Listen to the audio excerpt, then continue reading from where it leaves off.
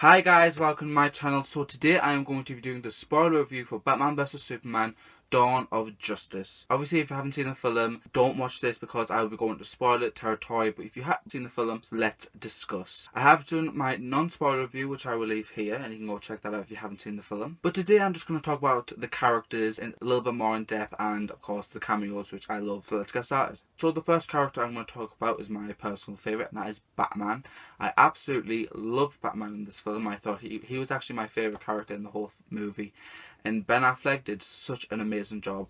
Now when I look at Ben Affleck, all I can see is Batman or Bruce Wayne, because he played both parts so well and with so much conviction. And right now he is my favourite Batman of all time. He is at the top of the list. He is that good in this film and probably future films to come, which we are getting a solo Batman movie which I'm very excited for. And I hope in that film we go a little bit more in depth about the death of Robin, because we didn't get any of that in this film, which I was a bit upset about. But we did see the suit. When you looked at it, he looked really sad. And I want to know like how it happened. Did the Joker kill him? Was it an accident? There's a 95% chance that it was the Joker. And in the solo movie we might even see a love interest like Talia al Ghul or Catwoman. I would love to see Catwoman. Anyway, he is such a different Batman. Like, he kills and he uses guns.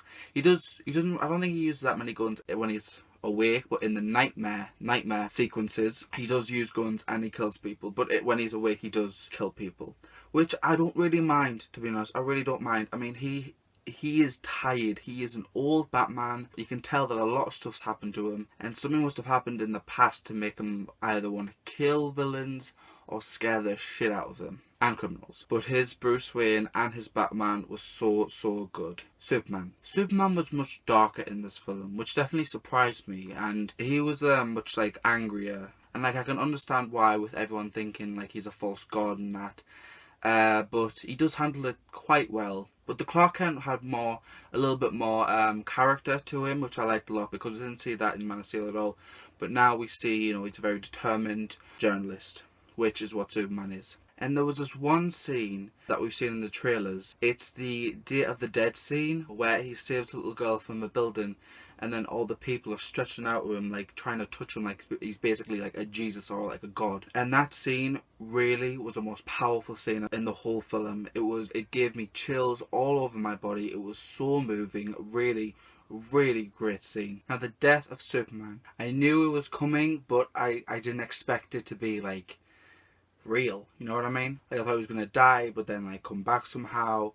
That wasn't the case. I'm guessing in the Justice League they're gonna bring him back somehow, but I hope it's in a clever and believable way, not just something like cheap and annoying. Something like real and believable. Wonder Woman. Gal Gadot was phenomenal in this movie. Seriously, she was so good. It was such a joy just to watch her on screen. Even the few minutes she had on screen, it was amazing. After seeing this movie, I am so excited for her solo movie. And after seeing the first look of her Homeland Themyscira with her aunt, her mother, and a character called Menelope, it's got my excitement to a whole nother level. It's got me even more excited for the movie because it just looks incredible, and so was Wonder Woman in this film. I absolutely loved her. She was really sophisticated and elegant when she was Diana, but she was so epic and awesome when she was Wonder Woman, which is a great mix. Her fight scenes was so cool. Like when Doomsday just punched her back and she got up like with this smirk.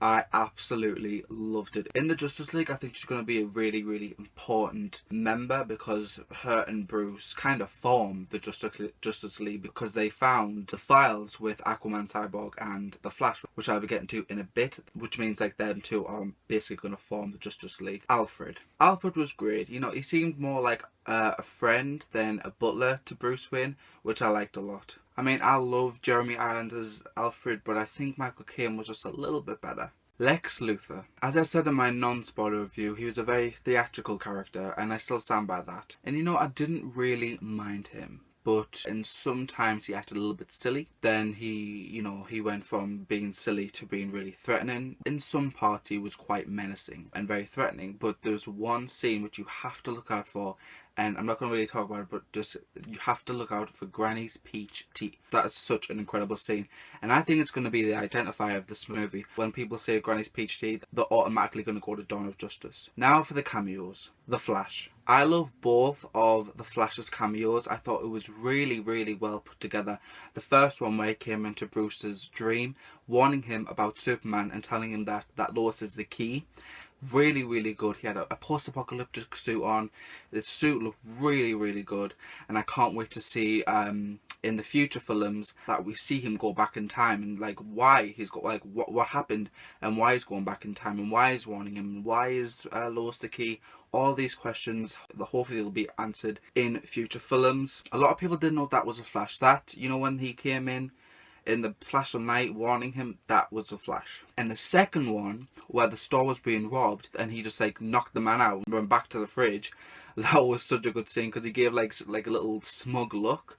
And I love that. Ezra Miller looks so good as a Flash. I cannot wait to see him in a solo film. In my opinion, they really did cast well. Aquaman. I was so excited to see Jason Momoa as Aquaman, and I was really happy with the scene that I got, where he just crept out from the watery shadows with his eyes glowing and he just shot up.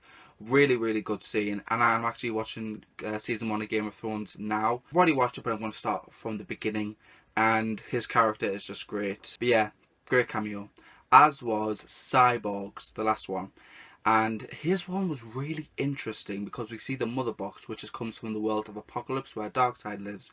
And that's what gives him his powers, and that's what makes him come back to life. We will be exploring more of that in his solo film. But yeah, very, very interesting cameo. I absolutely loved this film. I thought it was so well put together, so great. Seeing all these characters in one movie was like the biggest nerdgasm of life. And I cannot wait for Justice League and Wonder Woman next year. So that's my spoiler review of Batman v Superman: Dawn of Justice. So tell me your favourite part of the movie, or your favourite character and your favourite cameo. And don't forget to like, comment and subscribe. And I am almost at 100 followers, so please click that subscribe button if you haven't already.